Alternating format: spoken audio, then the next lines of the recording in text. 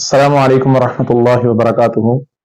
मोहतरम नाजरीन, आपके पास आज मैं एक ऐसे मसले पर गुफ्तगू लेकर आया हूं जिसके लिए अक्सर लोग परेशान होते हैं, और वो है दांतों की तकालीफ। अक्सर लोग दांतों के मसाइल के अंदर बहुत ज्यादा परेशान रहते हैं।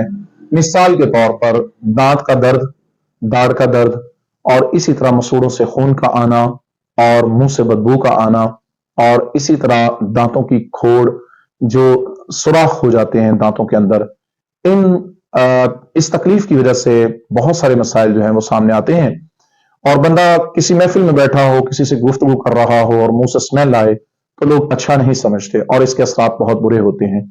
और बंदा बहुत वेल एजुकेटेड भी हो और उसके बावजूद भी वो जब किसी से बात करता है तो शर्मिंदगी फील करता है कि मुझे शर्मिंदगी महसूस हो रही है कि मेरे दांत जो है ना, उनसे मुंह से दांतों की वजह से स्मेल आ रही है।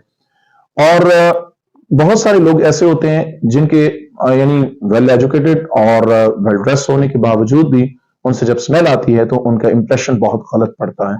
तो मैं ये चाहता हूं कि आज हम इस मसले पर थोड़ा सा जो है वो एक आपको बेहतरीन किस्म का नुस्खा बताएं, जिससे आपके ये मसाइल इंशाअल्लाह रहमान हल हो जाएं।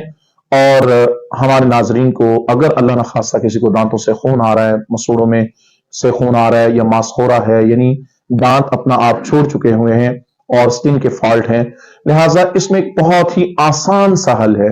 और वो हल ये है कि एक अदद केला लिया जाए और केले के ऊपर से छिलका उतार के उसका गूदा जो है, यानी जो बनाना है, केला जो खाया जाता है, उसका पीस लिया जाए और उसके पीस को अच्छी तरह से हाथ पर पेस्ट टाइप बना लिया जाए।